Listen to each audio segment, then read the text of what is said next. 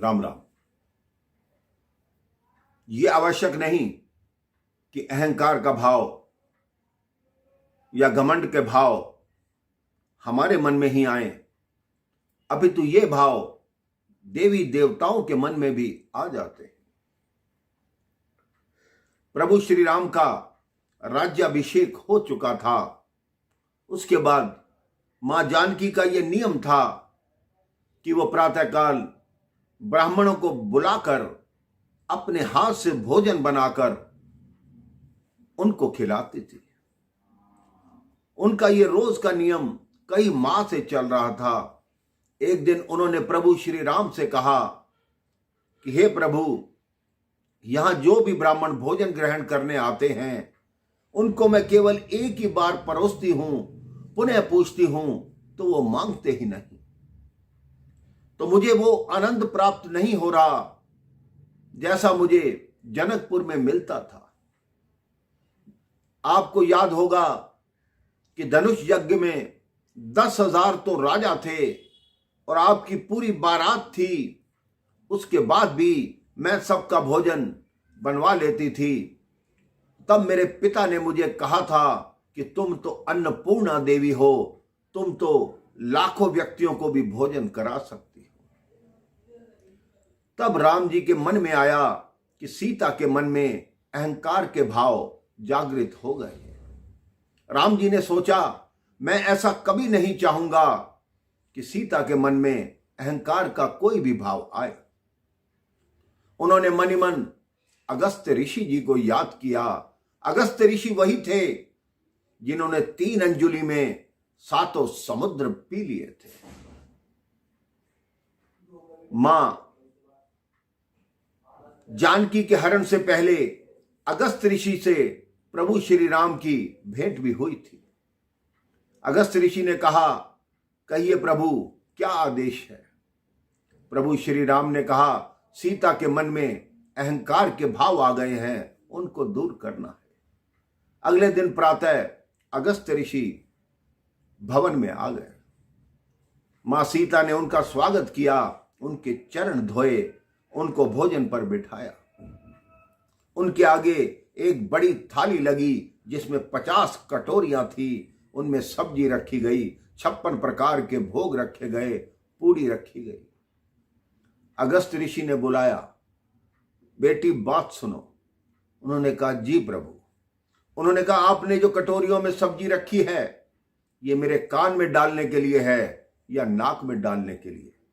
सीता जी मुस्कुरा पड़ी कि आज कोई ऐसा ऋषि और ऐसा ब्राह्मण आया है जो भरपेट खाएगा। सीता जी ने कहा, आप चिंता मत कीजिए, आपका भोजन रुकने नहीं दूंगी। अब अगस्त्य ऋषि खाना आरंभ हुए। सीता जी एक घान की पूड़ी निकालती, वो एक निवाला बनाते। सुबह 11 बजे खाना शुरू हुए, रात के शाम के 7 बजे तक सीता जी 25 बार आटा गूंथ चुकी थी और कितनी बार दोबारा सब्जी बन चुकी थी। लेकिन ऋषि अगस्त्य रुकने का नाम नहीं ले रहे थे। ये क्रम यही नहीं रुका। अगले 7 दिन तक दिन रात वो खाते रहे, उनका भोजन बंद नहीं हुआ। 7वें दिन मां सीता ने रिद्धि सिद्धि को निवेदन किया कि आप आकर मेरी सहायता करो। पहले ही अपनी बहनों को सहायता के लिए अपने साथ लगा रखा था। दासियां भी सहायता कर रही थी, लेकिन उनसे कार्य नहीं चल रहा था। तब गणपति जी की धर्मपत्नियां रिद्धि और सिद्धि भी वहां प्रकट हुई। वो भी मां सीता की मदद करने लगी। जब उनसे भी कार्य नहीं बना तो गणपति जी का आह्वान किया।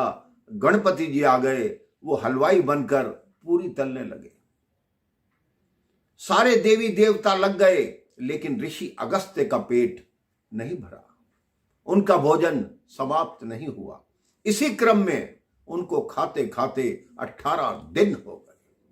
18 दिन 18 रात से वो खा रहे थे। तब मां सीता उनके पास आई, हाथ जोड़कर निवेदन किया तो ऋषि अगस्त्य ने कहा, क्या हुआ पुत्री, बंद करूं क्या? माँ सीता ने कहा, नहीं, मैंने ऐसा नहीं कहा, मैं तो ये कहने आई थी कि जब कोई आधा भोजन कर लेता है तो जल ग्रहण करता है। तो ऋषि अगस्त ने कहा, पुत्री, जब आधा भोजन हो जाएगा तब जल मांग लूंगा। तो माँ सीता मन ही मन मुस्कुराई कि अभी तो इनका आधा भोजन ही नहीं हुआ। तब राम जी को ये लगा कि अब सीता मुश्किल में पड़ गई है। उन्होंने ऋषि को संकेत किया। ऋषि ने कहा, बेटी, मुझे जल दे दो। अब राम जी ने कहा, जैसे आपने भोजन किया है ऋषि, आप तो इतना जल पी जाएंगे कि सरयू सूख जाएगी। आपने इस युग में भोजन किया, जल आपको अगले युग में मिलेगा।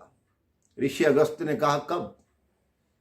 तब भगवान श्री राम ने कहा, द्वापर युग में जब मैं कृष्ण रूप धारण करूंगा, गोवर्धन पर्वत को अपनी उंगली पर उठाऊंगा, इंद्र क्रोध के कारण 7 दिन तक निरंतर वर्षा करेगा, आपको वो 7 दिन की सारी वर्षा का जल आपको पीना है। अगस्त्य ने कहा, जो आज्ञा प्रभु। उसके बाद अगस्त विदा हुए। तब सीता माँ को ये एहसास हुआ मन ही मन कि मैंने अपनी बढ़ाई की कि मैं ये थी, मैं वो थी। प्रभु ने मुझे इन 18 दिनों में सब कुछ दिखा दिया। उन्होंने प्रभु के चरण छुए कि प्रभु, आज के बाद आपको ऐसा कहने का अवसर कभी नहीं दूंगी। तो आप सोचिए कि भगवान के मन में भी ऐसे विचार आ जाते हैं। आप अपने मन से कभी ऐसे विचार मत आने दीजिए अपने मन में कि मैंने ये किया, मैंने वो किया। जो करता है वो ईश्वर करता है, हम करने वाले कौन होते हैं। राम राम, जय श्री राम।